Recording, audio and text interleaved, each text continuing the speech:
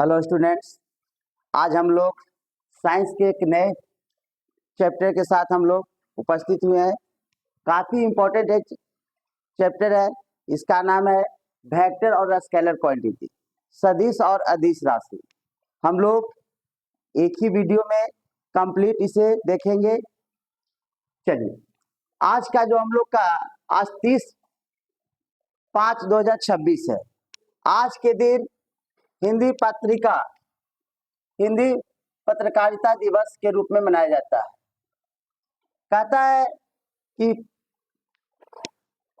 हिंदी पत्रकारिता यानी जो पत्रकारिता के क्षेत्र में होते हैं, उन्हें समाज का आईना दिखाने का वो काम करते हैं। आज उन्हीं का दिवस है, 30/5/2026 को हिंदी पत्रकारिता दिवस। इन्हीं के शुभ अवसर पर आज हम लोग पढ़ रहे हैं वेक्टर एंड स्केलर क्वांटिटी, सदिश और अदिश राशि। आज का हम लोग का चैप्टर है।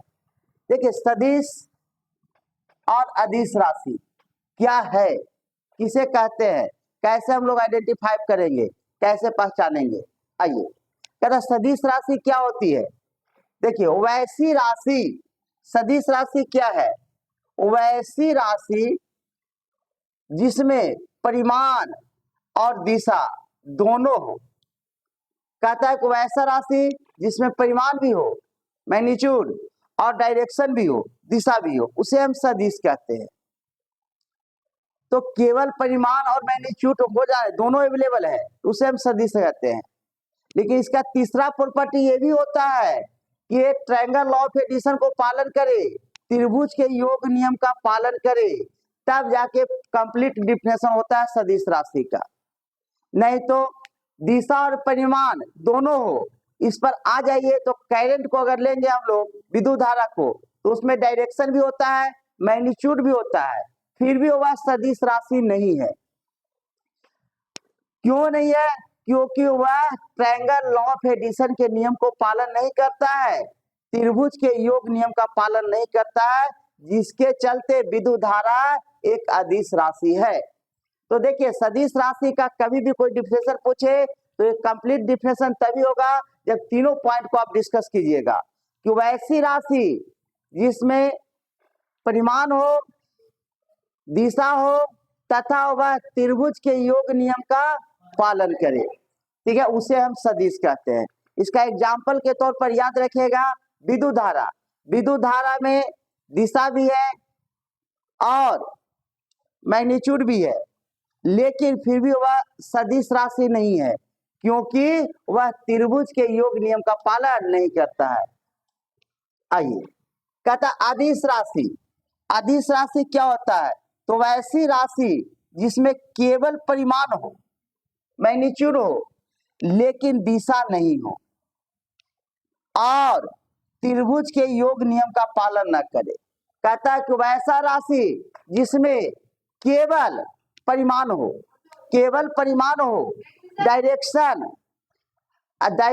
यानी दिशा और योग नियम का पालन न करे, उसे हम लोग क्या कहेंगे? अदिश राशि कहेंगे। उसे क्या कहेंगे? अदिश राशि कहेंगे।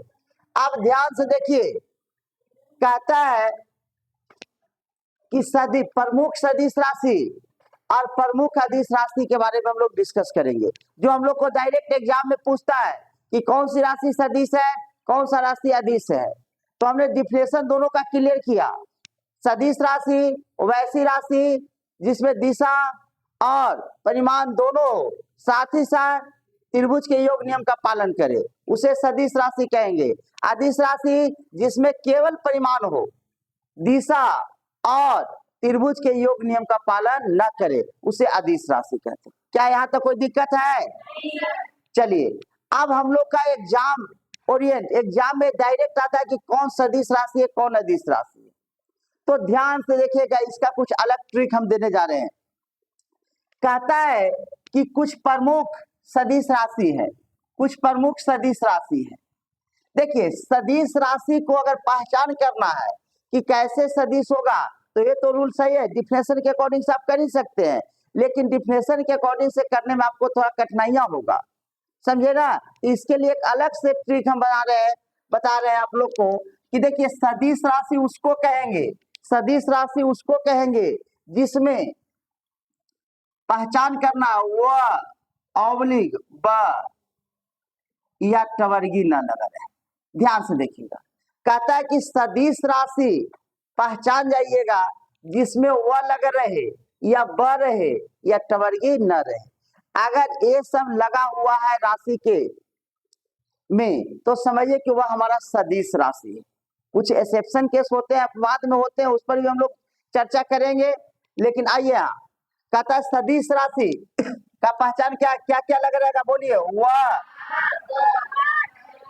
हाँ, वह ब और टवर्गी ना अगर लगा रहेगा तो क्या कहेंगे, सदिश राशि। उसे क्या कहेंगे, आइए, वेग वह लगन है, कैसा राशि, विस्थापन वी आया, त्वरण में वाया, कैसा राशि, संवेग में वाया, कैसा राशि, आवेग वह है कि नहीं, बल वह है कि नहीं, कैसा राशि, कोणीय विस्थापन, उसके बाद कोणीय वेग, कोणीय त्वरण, कोणीय संवेग, चुंबकीय, देखिए चुंबक में बाया, चुंबकीय क्षेत्र, कैसा राशि है, घर्षण टवर्गिनाया, कैसा राशि, आघूर्णन, गुरुत्वाकर्षण। आप बताइए, हम लोग अभी बताए कि जेकरा में व ब और टवर्गी न लग रहेगा सब के सब कैसा राशि होगा। लेकिन अपवाद में देखिए भार में नहीं लगा हुआ है वह और टवर्गी न, कुछ लगा हुआ है लेकिन फिर भी भार क्या है, सदिश राशि है। तो अपवाद में एक याद रखिएगा। Any problem this in this point. चलिए अब हम लोग डिस्कस करेंगे अदिश राशि। ध्यान से देखिएगा, अदिश राशि तो कहता है कि जिसमें वह ब और टवर्गी न नहीं लगा रहेगा वो सब के सब क्या होगा, अदिश राशि। आइए, दूरी में लगा हुआ है जी, तो दूरी कैसा राशि है, आइए, ऊर्जा अदिश राशि, तापमान, कार्य, चाल अदिश राशि है, क्षेत्रफल अदिश है, समय अदिश है, शक्ति अदिश है। लेकिन अपवाद में कुछ वैसे है राशि जिसमें वो ब या व लगा हुआ है फिर भी वह अदिश राशि है। तो अपवाद वाले को याद रखिएगा। जैसे घनत्व लगा हुआ है फिर भी क्या है, अदिश है। दाब में वह लगा हुआ है फिर भी क्या है, अदिश है। विद्युत धारा अदिश है, आवृत्ति अदिश है, द्रव्यमान भी अदिश राशि। ये सब अपवाद में आते हैं, इसे याद रखिएगा। अब बताइए सदिश और अदिश को पहचान जाइएगा ना, क्या कोई दिक्कत है। सदिश का पहचान करना होगा तो क्या लगा रहना चाहिए, लगा रहेगा तो सदिश राशि। अपवाद में सदिश राशि का क्या आएगा, और अदिश राशि में क्या नहीं लगा रहेगा, वह और टवर्गी ना नहीं लगा रहेगा तो अदिश राशि। लेकिन कुछ वैसी राशियां हैं जिसमें लगा हुआ है फिर भी अदिश है, जिसको हम लोग अपवाद में कहे हैं, इसको याद रखिएगा। कोई दिक्कत। आइए, सदिशों का निरूपण, सदिशों का निरूपण हम देखिए इस प्रकार से करते हैं, समझे ना। सदिशों का निरूपण कैसे किया जाता है, तीर के चिन्ह से। आप बताइए तीर ऐसा ही ना होता है, तो बताइए इसी का तीर का सिंबल अगर रहेगा तो उससे सदिश राशि का निरूपण होता है, समझे ना। अब देखिए ये इसका हेड हो गया। अब आता है सदिशों का निरूपण, सदिश राशि अगर रहेगा इट मींस कहने का मतलब कि जिसमें डायरेक्शन परिमाण अगर है तो वह सदिश राशि कहलाएगा। तो उसको इस प्रकार से निरूपित करना है। अब ध्यान से देखिए, लेकिन अदिश राशि रहेगा तो केवल ऐसे लिख देना है, ये अदिश राशि का निरूपण है। आइए, सदिशों का बीजगणित, सदिशों का बीजगणित क्या होता है, हमने सदिशों का बीजगणित दो प्रकार से होते हैं, एक सदिशों के जोड़ का नियम और एक सदिशों के गुणनफल का नियम। सदिशों का बीजगणित कितने प्रकार के होते हैं, दो प्रकार के, बोलिए। पहला सदिशों के देखिए सदिशों के जोड़ का नियम में क्या होता है कि जो दो सदिश राशि को आपस में जोड़ दिए जाते हैं तो उससे जो परिणामी निकलता है उससे हम क्या बोलते हैं, सदिशों के जोड़ का नियम। जैसे देखिए हमारा सदिश राशि ए है और बी है। अब बताइए सदिश राशि ए को बी के साथ क्या किए हैं, जोड़े हैं। अब बताइए तो जोड़ने से हमारा परिणामी क्या निकला, रिजल्टेंट आर। तो आर क्या हुआ, वेक्टर ए यानी ए राशि प्लस बी राशि। तो ये हमारा क्या आर क्या होता है, परिणामी राशि होता है। यानी ये दोनों को मिलाने पर हमको क्या रिजल्टेंट मिलेगा उसी को हम लोग परिणामी राशि बोलते हैं। आइए समानांतर चतुर्भुज का नियम, इसमें क्या होता है, यदि कोई दो राशि ए और बी एक दूसरे के से थीटा कोण पर हो, अगर कोण पर दिया हुआ है, दो राशि एक दूसरे से कोण नहीं कोण पर देगा, सिंपल देगा तो इस प्रकार से ऐड कर देना है, समझे ना। और अगर कोण पर आधारित देगा, दो राशि के बीच में कुछ एंगल दे देगा, तब क्या लगाना है, समानांतर चतुर्भुज का नियम। समानांतर चतुर्भुज का नियम इसके तहत होता है, इसका फॉर्मूला होता है, देखिए ए और बी है, दोनों के बीच में कितना एंगल दिया है, थीटा। तो इसका रिजल्टेंट जब निकालेंगे तो आर बराबर अंडर रूट ए स्क्वायर प्लस बी स्क्वायर अब प्लस 2ab cos थीटा, जहां थीटा क्या होता है, ए और बी के बीच का एंगल होता है। अब याद रहे अगर एंगल नहीं दिया दो वेक्टर के बीच में तो नॉर्मल तरीके से जोड़ देना है, ठीक है। यानी आर बराबर ए प्लस बी, अगर एंगल दिया है तो आर बराबर रिजल्टेंट बराबर A square plus B square plus 2ab cos theta का अंडर रूट। आप ध्यान से देखिए इस पर एक क्वेश्चन दिया गया, ध्यान से देखिए कि 10 न्यूटन का बल उत्तर दिशा में तथा 5 न्यूटन का बल पूर्व दिशा में कार्य करता है, तो इनके बीच के परिणामी बल निकाले। ध्यान से देखिए हम लोग ऑलरेडी डायरेक्शन चैप्टर में डिस्कस कर चुके हैं कि ऊपर में कौन सा डायरेक्शन होता है, उत्तर, उसके जस्ट अपोजिट नीचे में दक्षिण। दाया हाथ हमेशा किसको रिप्रेजेंट करेगा, और बाया हाथ दक्षिण को। आइए 10 न्यूटन का बल उत्तर दिशा में है तो उससे ऊपर उसे उत्तर, तो उत्तर की ओर ऊपर की ओर 10 न्यूटन का बल लिख दिए, इसको हमने वेक्टर ए मान लिया सदिश राशि। उसके बाद 5 न्यूटन का बल किस दिशा में लग रहा है, पूरब, तो पूरब किस हाथ की तरफ होता है, दाया हाथ, तब पूरब में हम लगा दिए के न्यूटन का, इसको हम लोग क्या मान लिए, बी। अब बताइए इसका रिजल्टेंट क्या होगा, तो रिजल्टेंट निकालने के लिए दोनों के बीच बताइए कितना डिग्री का कोण आ गया, 90। एक दूसरे के परपेंडिकुलर हो गए तो कितना डिग्री, 90।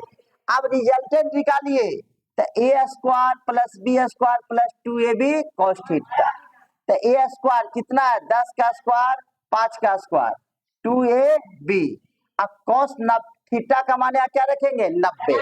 cos 90 क्या होता है, 0। cos 90 क्या होता है, टोटल को 0 बना देगा जी, एक टोटल को 0 बना देगा। तो बताइए हमारा बचेगा क्या, 10 के स्क्वायर 100, 5 के स्क्वायर 100, 25, तो टोटल हो जाएगा 100।